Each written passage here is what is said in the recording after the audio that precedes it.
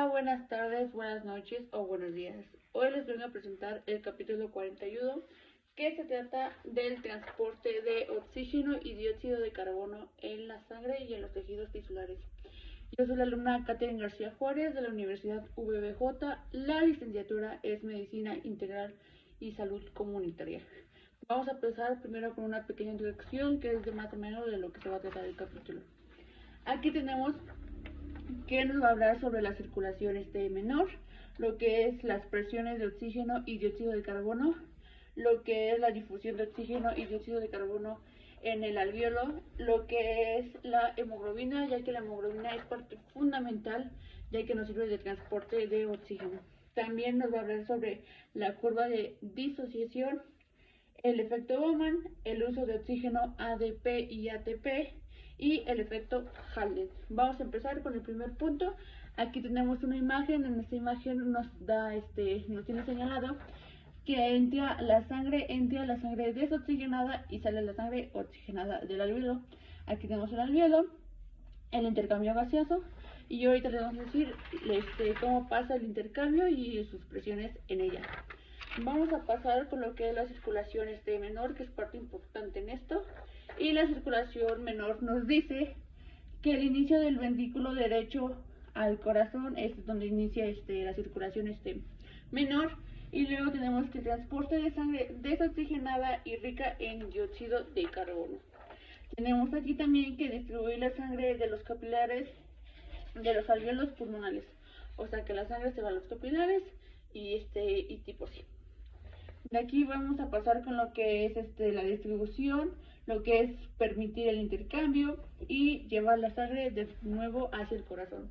Vamos a empezar primero con la sangre desoxigenada, que es la que nos importa, ya que vamos a pasar aquí lo que es el intercambio de dióxido de carbono a oxígeno.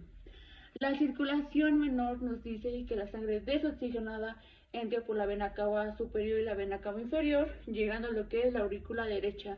De ahí pasa por lo que es la válvula tricúspide y de ahí se dirige a lo que es el ventrículo derecho. De ahí sale por lo que es la válvula pulmonar y se va a lo que es a la arteria pulmonar, llegando así a los pulmones, pasa por los bronquiolos y llega a lo que sí es al alvéolo, que es donde pasa el intercambio de oxígeno y dióxido de carbono. De aquí regresa por la vena pulmonar, ya la sangre oxigenada, y regresa por lo que es a la aurícula izquierda. Vamos a pasar ahora con las que son las presiones. Aquí nos dice que las presiones en el alvéolo, dentro del alvéolo, y la sangre y fuera cuando sale. Aquí nos dice primero que las presiones en el alvéolo de oxígeno y dióxido de carbono, que el oxígeno tiene una presión de 104 milímetros de mercurio, mientras que la de dióxido de carbono tiene una presión de 40 milímetros de mercurio. Aquí tenemos también que la arteria pulmonar, con lo que llega hacia el pulmón, llega con la sangre desoxigenada con una presión de 40 milímetros de mercurio de oxígeno y de dióxido de carbono de 45 milímetros de mercurio. La vena pulmonar, la sangre que ya se oxigena, sale con una presión de oxígeno de 104 milímetros de mercurio y con una presión de dióxido de carbono de 40 milímetros de mercurio. Aquí tenemos una imagen, como puedes ver, la presión arterial y la presión venosa. Aquí tenemos un punto importante que nos dice que el 98% de sangre que se oxigena regresa a través del corazón, pero el otro 2% se va a lo que es a la circulación bronquial. Estas dos, al mezclarse, que son las presiones de 40 milímetros de mercurio y de 104 milímetros de mercurio, llega al corazón con una presión de 95 milímetros de mercurio, que esto es conocido como mezcla venosa. Aquí tenemos igual el dibujo y aquí tenemos las presiones. Ahora vamos a pasar con lo que es la difusión de oxígeno y dióxido de carbono en la sangre. Aquí nos dice que la presión llega a la arteria o llega al extremo arterial con una presión de 95 milímetros de mercurio. De aquí la presión de oxígeno intersticial, o sea, la que está aquí de este lado, sigue con una presión de 40 minutos de mercurio y dentro de la célula tiene una presión de 23 minutos de mercurio. Entonces cuando entra a la célula y vuelve a salir, sale con una presión de 40 milímetros de mercurio en el oxígeno. En el dióxido de carbono llega al capilar con una presión de 40 minutos de mercurio. Lo que es el intersticial tiene una presión de 45, pero el dióxido de carbono, la célula está eliminando constantemente lo que es dióxido de carbono. Entonces, cuando entra a la célula y vuelve a salir, pero la célula tiene una presión de 46 milímetros de mercurio. Entonces, cuando sale y se mezcla con la demás, sale con una presión de 45 milímetros de mercurio que sale por el extremo venoso, y esas son la difusión o las fases de oxígeno y dióxido de carbono. Pero como sabemos, ya les había yo dicho, el dióxido se difunde 20 veces más rápido que el oxígeno. Y aquí tenemos otro punto importante que dice que la célula con 1 o 3 minutos de mercurio sobrevive o sigue con su funcionamiento normal. Esto con dos fases muy importantes, que una de ellas es la velocidad de transporte de oxígeno en la sangre y la otra es por la velocidad de oxígeno por los tejidos. Ahora vamos a seguir con otro punto importante en esta pequeña exposición, como así decirlo. Vamos a empezar con lo que es la hemoglobina. La hemoglobina, como ya les había yo dicho, es parte importante en el oxígeno, ya que nos sirve de transporte. Aquí tenemos primero que la hemoglobina funciona como transporte de oxígeno, contiene 4 moléculas o 8 átomos. ¿Eso qué quiere decir? Por cada molécula son 2 átomos, entonces son 4 moléculas, son 8 átomos. Y existen teniendo una capacidad de enlaces que son débiles o reversibles. Aquí tenemos que el 97% de la sangre oxigenada está unida a la hemoglobina. Y la sangre que no está unida a la hemoglobina está unida a lo que son agua del plasma o lo que son otras células del cuerpo.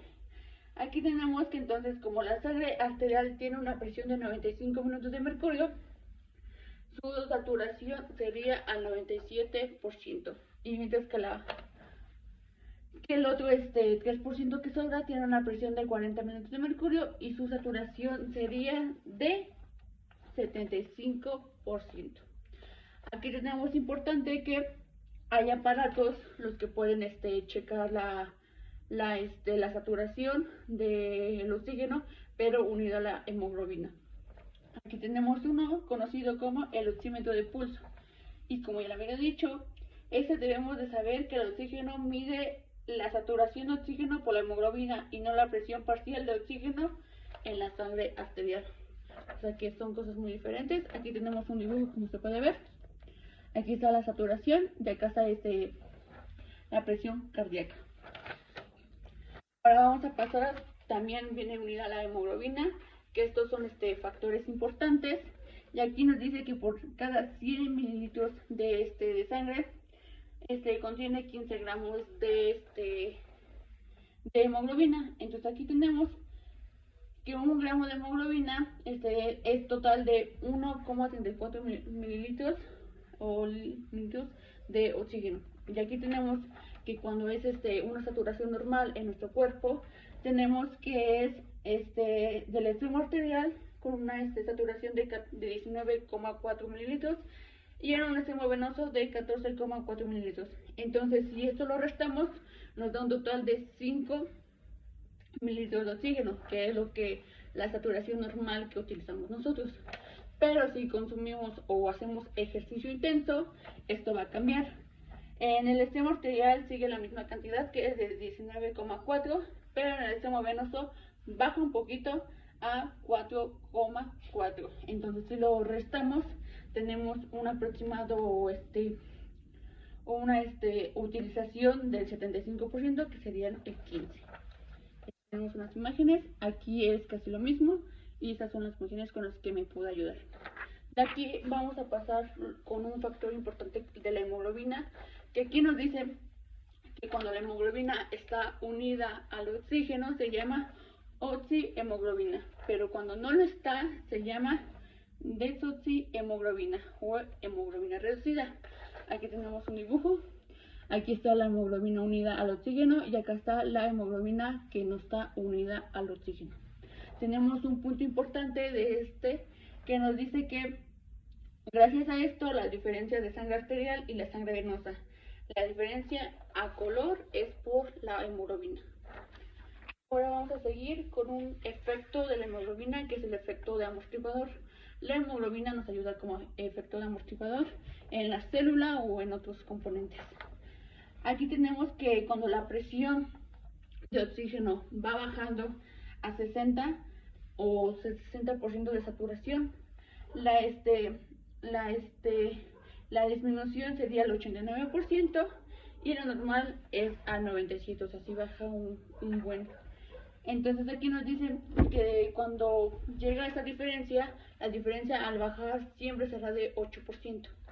Entonces esto, dando que la hemoglobina amortigua el oxígeno, protegiendo la célula de cambios en la presión parcial de oxígeno en la sangre. Aquí tenemos igual una gráfica que acá nos dice que presión de 95 minutos de mercurio, su saturación sería a 97, que sería una saturación normal. Y aquí nos dice que la presión de 60 minutos de mercurio, su saturación sería al 89%, que es cuando ya baja. Entonces la diferencia sería solamente del 8%. Entonces nos ayuda mucho la hemoglobina, que es el color, que es al amortiguador y muchas más cosas, como sería también al transporte de oxígeno. Ahora vamos a pasar con las curvas de disociación oxígeno-hemoglobina.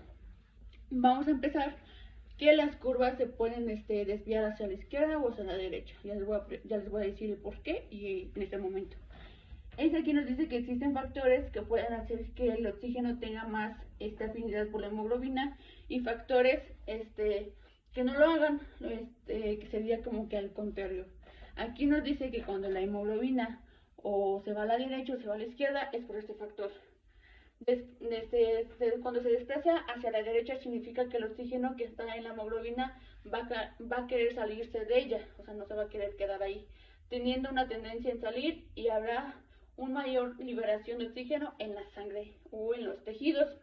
Entonces, cuando la curva se desplaza a la derecha, el oxígeno tiene menor afinidad por la hemoglobina. ¿Esto a qué se debe? Por el aumento de hidrogeniones y por la disminución de un pH. También sería por el aumento de de oxígeno y por un aumento de la temperatura. Entonces son varios factores por el cual la curva de disociación se va hacia la derecha, que es porque se quiere liberar la hemoglobina y no se quiere quedar o tener una afinidad con ella. Ahora vamos a pasar el motivo por el cual se va hacia la izquierda, que sería lo contrario. Pero recalcamos que el pH tiene un porcentaje de 7.4 y si se va hacia hacia la derecha tiene una afinidad de 7.2 y si se va hacia la izquierda tiene un pH de 7.6. Aquí tenemos que cuando la curva se desplaza hacia la izquierda, el oxígeno que está en la hemoglobina no va a querer salir de ella, habiendo una menor liberación de oxígeno desde la sangre hacia los tejidos. Entonces, cuando la curva se desplaza hacia la izquierda, el oxígeno tiene mayor afinidad por la hemoglobina. O sea, no se va a querer salir de ella como lo contrario y se va a querer quedar ahí con ella para unirse. Aquí tenemos que es por la disminución de hidrogeniones y por el aumento de pH. Aquí ya va a aumentar. Y es por la disociación de oxígeno y la disminución de la temperatura. Aquí tenemos un dibujo. Aquí nos muestra lo que es cuando se va hacia la izquierda y cuando se va hacia la derecha. Y aquí un pH normal que sería de 7.4. Aquí tenemos los motivos por el cual se va hacia diferentes lados, como ya les había dicho. Aquí nos dice que la normalidad del pH es de 7.4.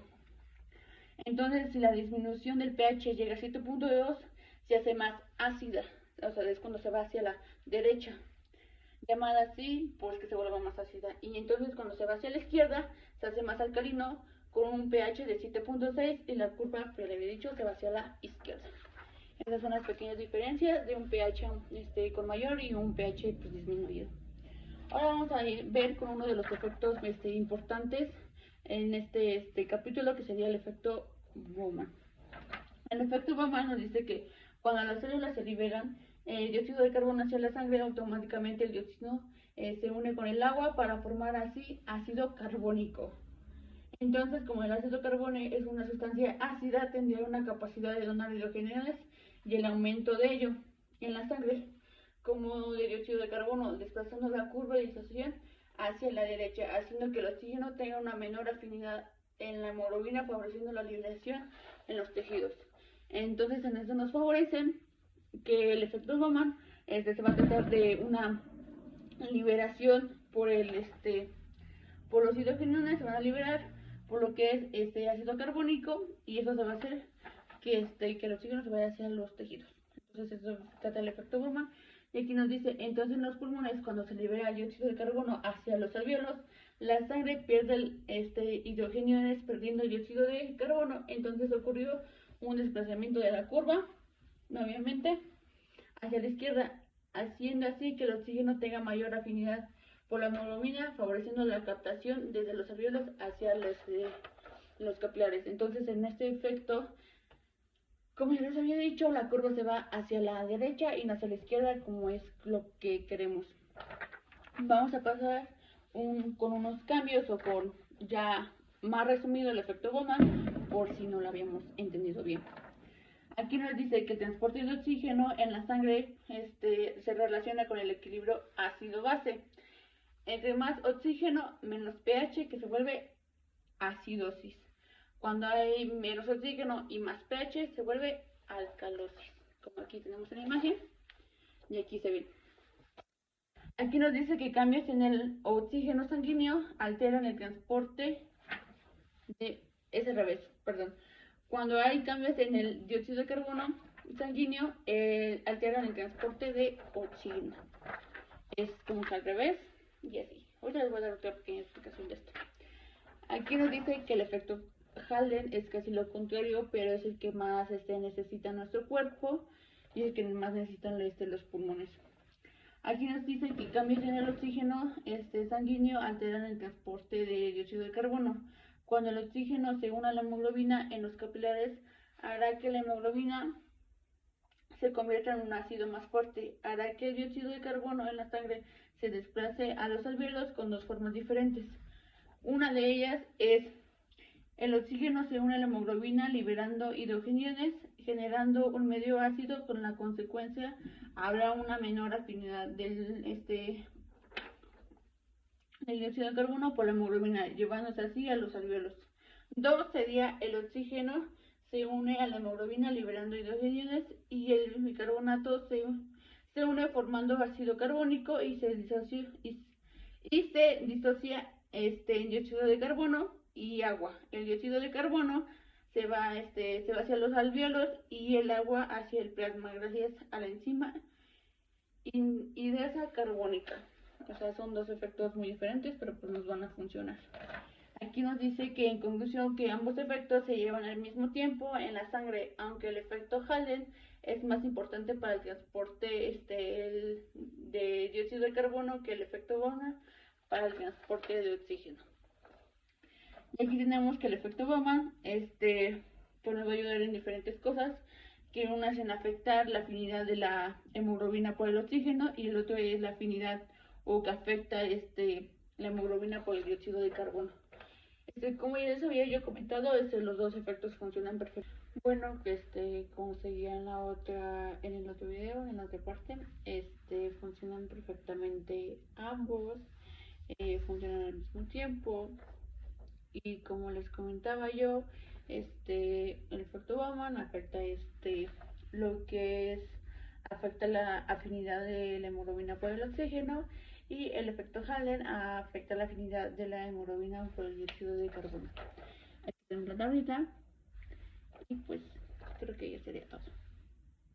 Espero que les haya gustado este pequeño resumen del capítulo 41, que se trataba de la transportación de oxígeno y dióxido de carbono en la sangre y en los tejidos tisulares. Fue un gran placer estar con ustedes y pues muchas gracias ante todo. Bueno, y ya como último punto, o sea, es importante los dos efectos como el Halden, como el, como el Hetobon, los dos funcionan al mismo tiempo y pues favoreciendo lo que es al cuerpo. Y por último, muchas gracias. Mi biografía fue sacada del Tratado de Fisiología Guyton Hall, tercera edición. Y pues, gracias ante todo.